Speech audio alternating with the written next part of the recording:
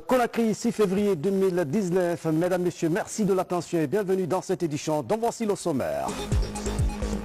Le président de la République est arrivé ce matin à Addis Abeba pour une visite d'État. Professeur Alpha Condé aura des échanges avec les autorités éthiopiennes avant de reprendre part au sommet de l'Union africaine. Un mort et 81 cas suspects. Le ministère de la Santé annonce l'apparition de la fièvre hémorragique Lassa en Guinée. Les dispositifs de surveillance sont mis en place pour contrer la maladie. Au sommaire encore, dans une mise en scène où la danse et le chant sont en parfaite symbiose, Amadou Koumbassa, Gros Killer, prépare son spectacle dénommé Sortir de l'ombre. Mesdames et messieurs, bonsoir. Le président de la République est en Éthiopie pour une visite d'État. Professeur Alpha Condé est arrivé ce mercredi à Addis Abeba où il a été accueilli par le Premier ministre éthiopien. Les deux personnalités ont abordé plusieurs questions liées au développement agricole et prendra part au sommet de l'Union africaine. Envoyé spécial, Sanasi Keita.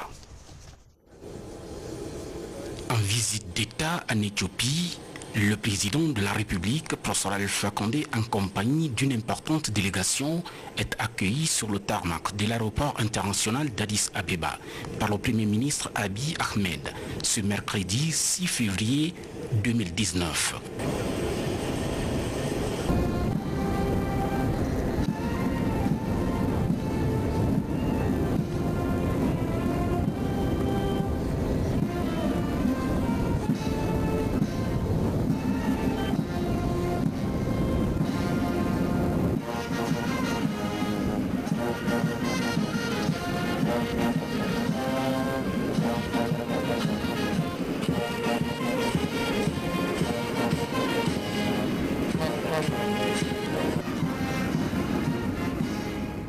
Plusieurs personnalités se sont mobilisées ici pour conférer à cette visite d'État du professeur Alpha Condé en Éthiopie une dimension à la hauteur des attentes. Des attentes qui sont nombreuses dans le renforcement de l'axe de coopération Conakry-Addis Abeba, avec la volonté affichée aujourd'hui du président Alpha Condé et du Premier ministre Abiy Ahmed. Deux personnalités qui comptent aujourd'hui faire en sorte que les relations de coopération entre la Guinée et l'Éthiopie soient un véritable modèle de développement bâti sur le respect mutuel. Au salon d'honneur de cet aéroport, professeur Alpha Condé et Abiy Ahmed ont discuté de plusieurs questions d'intérêt commun entre les peuples guinéens et éthiopiens, notamment l'agriculture, les transports et l'élevage. À Conakry, signature ce mercredi de la convention de concession de guichet unique du commerce extérieur. C'est le fruit d'un partenariat entre l'État guinéen et la société Web Fontaine Group. L'action s'inscrit dans le cadre de la modernisation de l'environnement du commerce dans notre pays. Les précisions dans ce reportage de Mamadi Gassama. C'est un partenariat public-privé réussi. Désormais, la gestion du guichet unique du commerce extérieur est confiée à la société Web Fontaine Group. Ce partenariat est scellé à travers cette signature de concession. Elle aura pour mission de gérer la fourniture, la mise en place, l'exploitation et les transactions extérieures. Web Fontaine propose des solutions e-government afin de moderniser les administrations et de faciliter le commerce international via la provision de plateformes intégrées de guichets uniques du commerce extérieur. C'est un projet d'envergure qui permettra de moderniser l'environnement du commerce tout en positionnant la Guinée aux standards internationaux. La mise en place de cette plateforme répond à l'une des préoccupations du gouvernement, celle d'améliorer le climat des affaires entre le secteur privé et l'État. L'ambition est d'accroître les recettes de l'État et sécuriser leur collecte par la mise en place des procédures standards applicables à tous. Le projet du guichet unique du commerce extérieur s'inscrit dans le cadre de la mise en œuvre de la politique du gouvernement en matière d'amélioration de la compétitivité dans la gestion et le dénouement des formalités, procédures et opérations du commerce extérieur et plus dans la fourniture d'une plateforme mutualisée en faveur de tous les acteurs intervenant aux portes d'entrée et de sortie de la Guinée.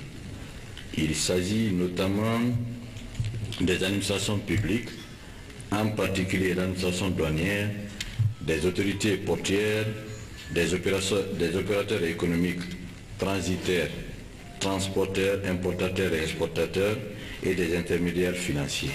En signant cette convention de partenariat, le gouvernement guinéen entend s'inscrire dans la logique de la promotion de la bonne gouvernance économique au profit inclusif des populations. La lutte contre la corruption est l'une des priorités de mon gouvernement, sous l'impulsion du président de la République, le professeur Alpha Condé. La plateforme guichet unique du commerce extérieur répondra grandement à cette priorité dans la mesure où elle apportera une simplification et une uniformisation des procédures commerciales et une célérité dans les opérations commerciales, une facilité dans les échanges avec le reste du monde, ainsi qu'une dématérialisation des procédures. Le tout devant concourir à une réduction du temps et du coût des transactions pour les différents acteurs engagés dans le commerce extérieur. Pour le suivi et la mise en œuvre de cette nouvelle réforme, un comité de pilotage est créé et placé sous l'autorité du Premier ministre. Ce comité a pour vocation de contrôler et suivre la prestation technique des transactions extérieures dans toutes ses formes. Dans l'actualité encore, une forte délégation gouvernementale conduite par le Premier ministre, Dr Ibrahima Kassory Fofana, s'est rendue ce matin à Nourasoba, dans la préfecture de Sigré. Vous le voyez donc en image. Le chef du gouvernement était venu au nom du président de la République présenter les condoléances aux familles éplorées suite à l'éboulement qui a fait 17 morts. Dr Ibrahima Kassory Fofana a prodigué d'utiles conseils aux jeunes de Nourasoba. Le compte rendu de notre envoyé spécial Hadi Kamara dans de prochaines éditions d'information.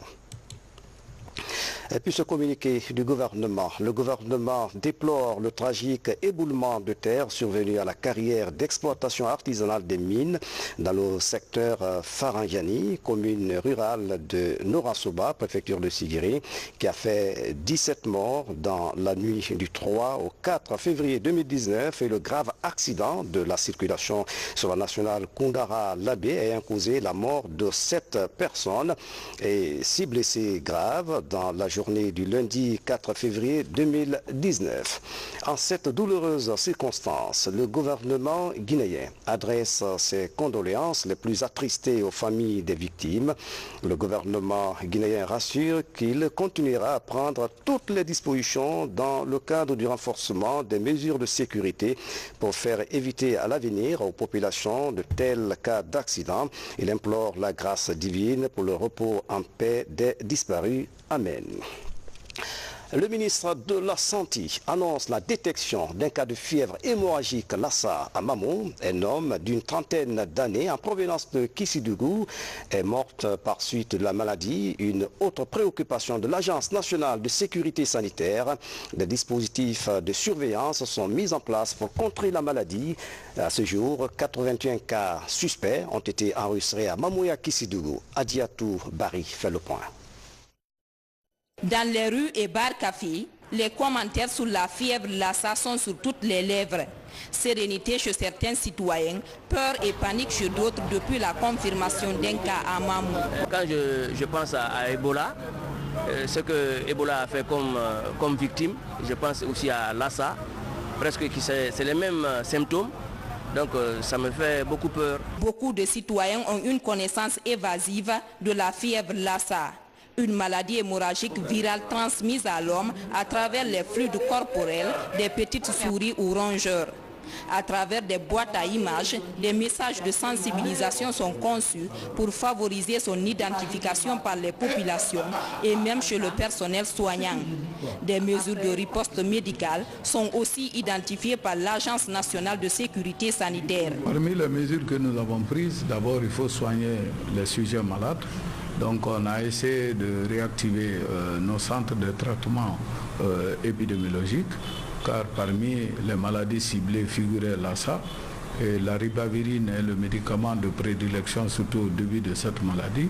Heureusement pour nous, on avait un stock qui était prépositionné déjà dans la région de Farana. Chez les personnes infectées par le virus de la fièvre Lassa, céphalée, vomissements, diarrhée, douleurs articulaires et surtout saignements sont des signes cliniques observés. Des symptômes qui surviennent après la période d'incubation comprise entre 1 à 25 jours. Dans les districts sanitaires de Kissidougou et Mamou, 82 cas suspects de la fièvre Lassa sont en observation dans les centres épidémiologiques. Ils ont pu recenser en tout 82 contacts qui sont suivis, notamment 31 à Kissidou et 51 à Mamou. Donc aucun de ces contacts n'a encore manifesté de signes annonciateurs de la fièvre Lassa. Cependant, nous prions Dieu que nous continuions dans le même élan, parce que la fin du suivi des contacts est le 22 février prochain. Donc cette activité va se poursuivre dans les jours qui viennent. Contenir la propagation de la fièvre Lassa au plus vite est la nouvelle mission de l'Agence nationale de sécurité sanitaire. La prévention de la maladie à travers le lavage régulier des mains, la conservation des aliments dans les récipients fermés, la cuisson soigneuse des aliments et de l'assainissement des domiciles et entourages sont formellement conseillés. En plus bref, la journée internationale tolérance zéro aux mutilations génitales féminines est célébrée ce mercredi en Guinée sous le thème « Traduire les décisions politiques en actions concrètes ». Cette journée vise à sensibiliser les communautés et les décideurs sur les conséquences de cette pratique qui affecte la santé des femmes. Dans le même registre, la première dame de la République a procédé au lancement de la campagne de plaidoyer pour le renforcement de l'éducation sexuelle dans les programmes scolaires. C'est une initiative de la Fondation Prosmi en collaboration avec l'association pour le bien-être familial AGBF. Ali Badara Kondi, reportage. C'est un plaidoyer pour le renforcement de l'éducation complète à la sexualité dans les programmes scolaires guinéens. L'accès à l'information sur la santé sexuelle et reproductive est à promouvoir chez les adolescents. Les filles sont exposées à de nombreux dangers et par là même, étant des composantes de la société, animent un risque de vaporisation des maladies causées à cause de la faible éducation sexuelle et du manque d'informations en ce qui concerne la santé reproductive. À cette liste qui, de jour en jour, prend en longueur, s'inscrivent les mariages d'enfants qui souvent sont forcés, de façon directe ou indirecte. J'ai le sentiment d'accomplir un devoir, celui de locomotive pour conduire un projet ambitieux, en raison du fait que le thème de l'éducation complète à la sexualité constitue une préoccupation majeure à cause de sa complexité et de son intérêt. Ce plaidoyer de haut niveau sur l'éducation complète à la sexualité est une initiative de la Fondation Prosmi en collaboration avec l'Association guinéenne pour le bien-être familial, l'AGBF et l'ONG RAES. La première dame de la République a exhorté les enseignants à mieux préparer les élèves à la vie au-delà du cadre de l'école. Notre rencontre d'aujourd'hui est très importante car il s'agit de faire un plaidoyer pour faire intégrer dans le programme scolaire guinéen l'éducation complète à la sexualité. En effet, l'école a parmi ses responsabilités une préparation de l'élève à sa vie future. Elle vient en appoint à l'éducation de base donnée dans la famille.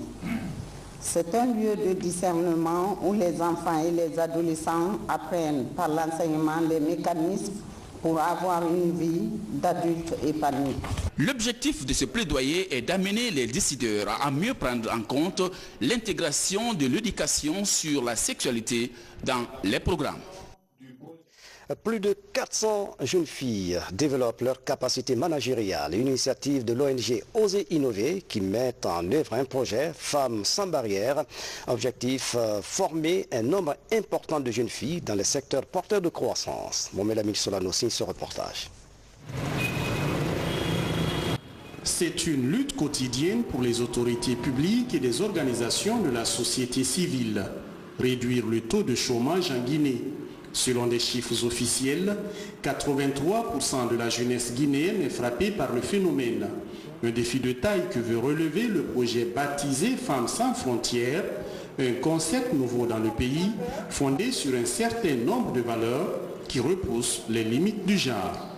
Nous avons lancé le projet Femmes sans barrières pour vraiment appuyer la femme guinéenne de s'en sortir, d'être indépendante, autonome et de se lancer dans les secteurs qui sont normalement dominés par les hommes, d'avoir la confiance de penser malgré la situation du pays. Le projet Femmes sans frontières est soutenu par le gouvernement et cible un nombre de jeunes dames considérées comme modèles de réussite. Une dizaine environ, elles viennent partager avec les jeunes filles en quête d'emploi leurs expériences de la vie professionnelle. L'occasion pour Djeneba de requinquer les lauréates du projet. S'entourer des personnes qui vont leur permettre de faire réaliser leur projet. Pour cette phase pilote du projet, 420 jeunes femmes sont concernées. La campagne repose sur le développement des capacités entrepreneuriales et managériales des postulantes. Oumou est l'une des lauréates à bénéficier de l'appui du projet. C'est une nouvelle vie qui commence pour la jeune dame. Grâce à ce concept que j'avais en tête tout le temps, Femmes sans barrières, je me suis lancée dans la briqueterie, et la transformation des pavés. Un travail que les hommes font.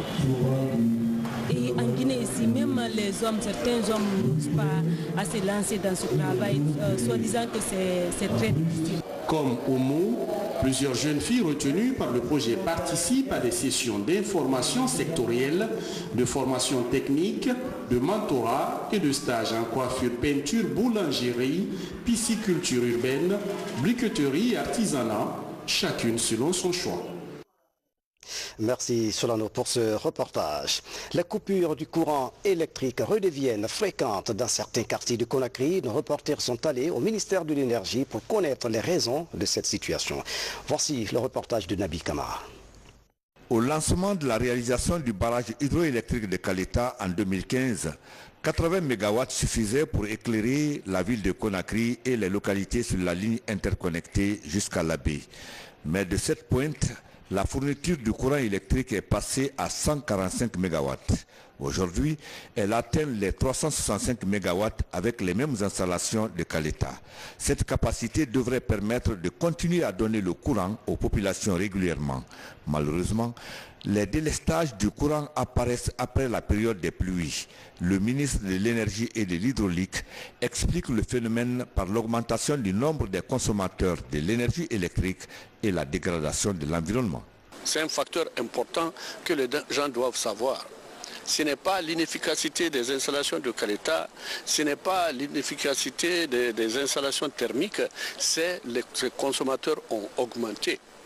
Dans le couloir de la ligne de Garafiri jusqu'à la baie, il y a aujourd'hui 41 localités qui ont été électrifiées, qui n'existaient pas en 2015. Donc ils sont devenus des consommateurs aussi. Tout ça, ça nous envoie aujourd'hui à la pointe à 365 MW au moment où Kaleta fait 240 MW. Mais il y a d'autres systèmes, le système SAMU est là, les centrales thermiques sont là également. Et c'est que l'environnement dans notre pays, notre écosystème est fortement entamé. La période de pluie qui était de 6 à 7 mois se réduit aujourd'hui à 4 mois.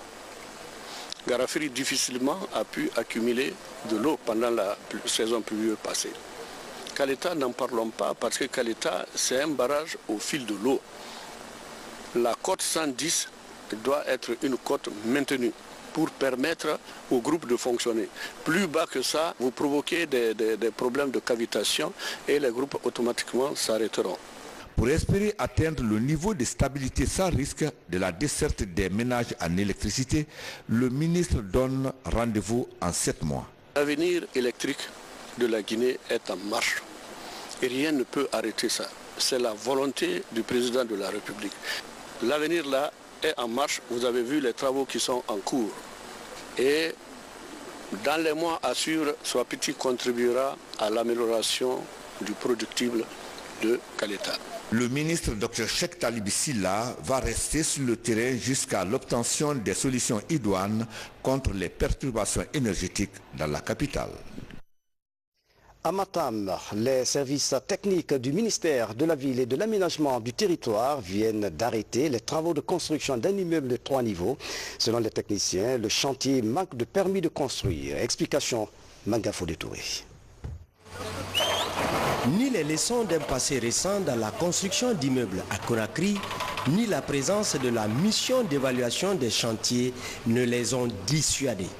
Sans permis de construire, donc sans autorisation, ils veulent faire pousser ici un immeuble R+3. Les travaux se réalisent sous le regard de la direction communale de l'urbanisme, de l'habitat et de la construction. C'est un travail de grande envergure qui commence maintenant. On est déjà à la phase de l'excavation. La fondation n'a pas commencé encore. On ne sait pas jusqu'à combien de mètres la profondeur va atteindre. Et après ça, ils vont commencer à faire la fondation et puis monter maintenant de la surface. Donc ce travail gigantesque qui commence n'a pas été autorisé. La documentation qui nous a été présentée n'est pas au complet. Le constructeur, c'est un Indien, c'est un étranger, un Indien que je n'ai pas encore vu de mes yeux. Mais son représentant est un Guinéen de nommé Saïd Diallo. Donc Saïd Diallo est venu se présenter au bureau avec une certaine documentation. Il est parti, il est revenu, me présenter un plan de masse de l'ancienne concession qui était là, plus le contrat, une copie de contrat de bail.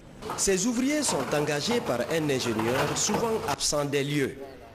Ils ont mission de creuser un trou de 4 mètres de profondeur. Nous sommes pris spécialement pour venir faire les bunkers, profondeur 4 mètres. Il nous a dit d'arrêter le travail, on arrête. Il nous a dit de faire monter la machine, on obéit.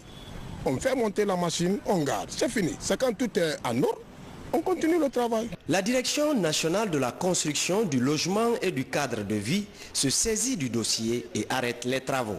En fait, c'est un désordre qui est organisé depuis très longtemps.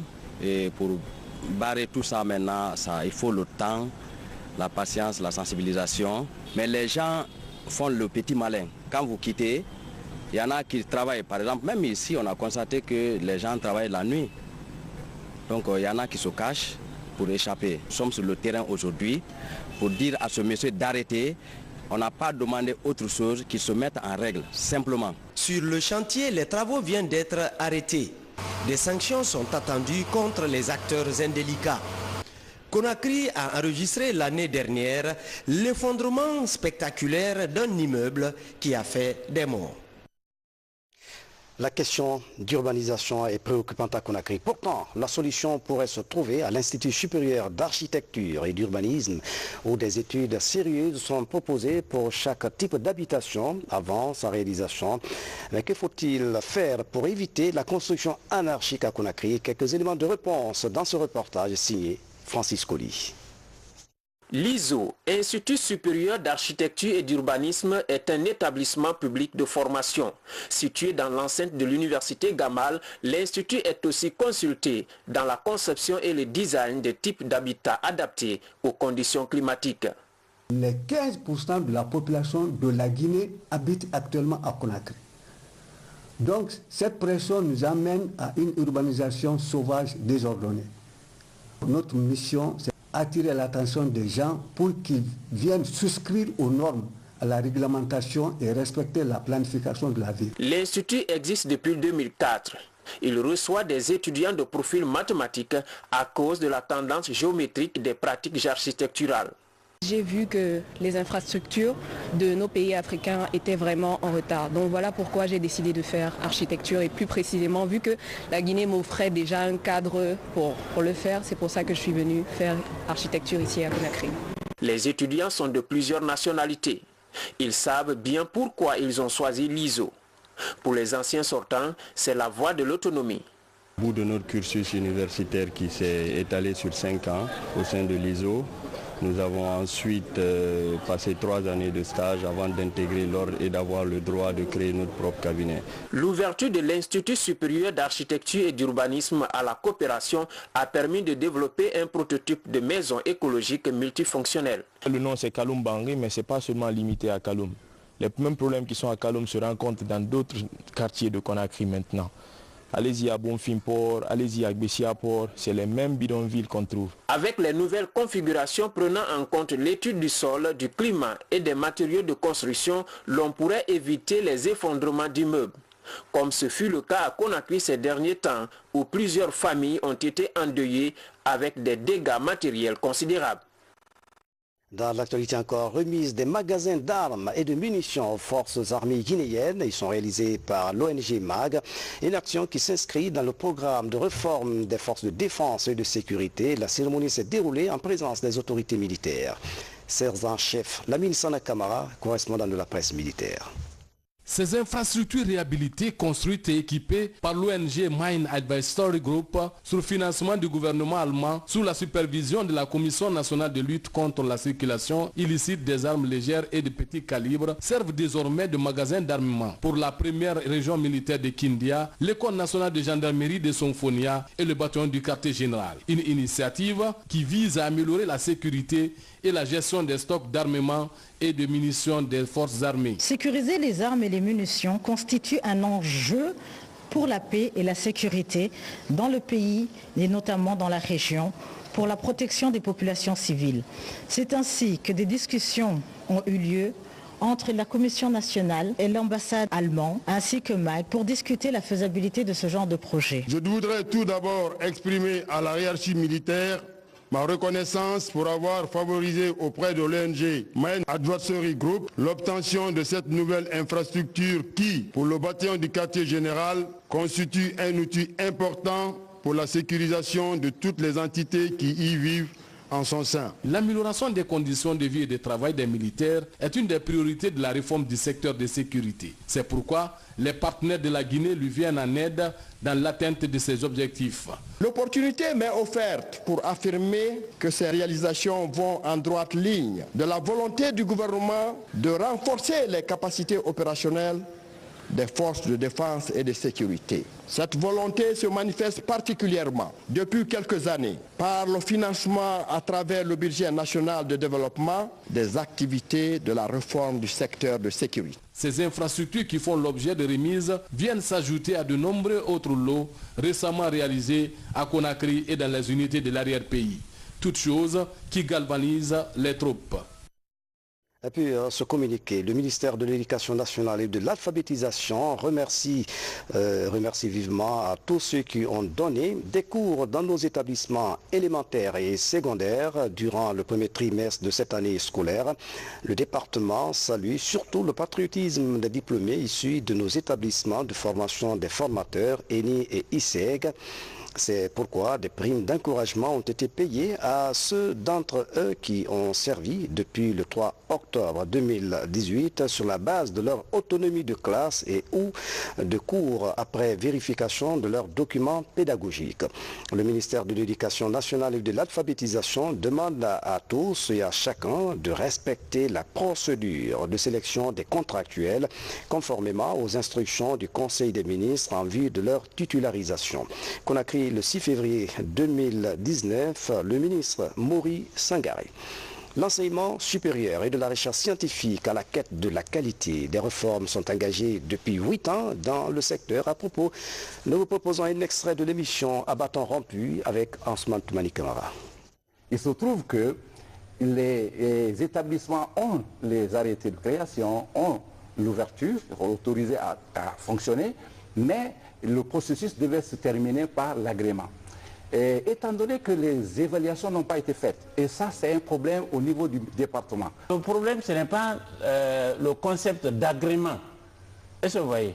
C'est le concept d'accréditation qu'il faut plutôt privilégier. Qui délivre C'est le ministère. C'est le ministère. Donc là, il y a un problème entier qui reste et qui devrait se faire. Les étudiants qui sont formés dans d'autres pays ont l'emploi et les Guinéens n'ont pas l'emploi. C'est aussi un problème pratique. Tu ne peux pas finir une faculté de biologie, tu n'as jamais touché au microscope et que tu as travaillé dans un laboratoire de biologie appliquée dans une société. Ce n'est pas possible. Il s'appelle Amadou Koumbassa, connu sous le sobriquet Gros Killer Mike. L'artiste en pleine séance de répétition prépare son spectacle dénommé Sortir de l'ombre. Avec ce spectacle, l'artiste veut réaliser un vieux rêve, celui d'ouvrir la première école de danse en Guinée. Images et commentaires, Mabinti Laïsouma. Des notes enivrantes du single Bienvenue chez nous. Une chorégraphie qui nous emporte dans un autre univers. Avec cette créativité, l'artiste et son équipe règlent les derniers détails de son prochain spectacle. Sortir de l'ombre sera présenté au public le 9 février prochain sur la scène du Centre culturel franco-guinéen. Nous, on va faire un spectacle. Et ce spectacle, c'est du tradi moderne. On a nommé Sortir de l'ombre, donc ça explique une histoire. On va commencer par la musique et après la danse. Et il y aura beaucoup de chorégraphie. Plus qu'un spectacle, Sortir de l'ombre est le coup d'envoi d'un projet humanitaire. Les fonds récoltés seront injectés dans la construction de la première école de danse traditionnelle et urbaine. L'artiste sans frontières œuvre pour la danse au service de l'éducation. On a besoin de cette école de danse en Guinée. Quand tu pars dans les autres pays tels que Dakar, Mali, Burkina, dans les autres pays, j'ai vécu. Je sais qu'ils donnent l'évolution de la culture, ils enlèvent les enfants qui sont dans les rues pour les encadrer. Ma force aujourd'hui, c'est de donner la culture guinéenne au-delà de la Guinée. Donc l'école sera basée, c'est pas seulement les danses de chez nous, mais 50% les danses, par exemple Dundumba, il faut valoriser ça. Yankadi Dance, comme vous avez écouté dans le morceau Bienvenue chez moi, Tumboussé, Mané, il y a beaucoup de danses. Le gros killer Mick LKM est un artiste qui a fait ses preuves sur de nombreuses scènes. Chanteur, maître chorégraphe, metteur en scène, l'artiste aux multiples talents va faire voyager et faire rêver plus d'un au soir du 9 février prochain. Merci, nous y serons. C'est la fin de cette édition. À tous, merci de nous avoir suivis. Excellente soirée. Où que vous soyez dans le monde. À demain.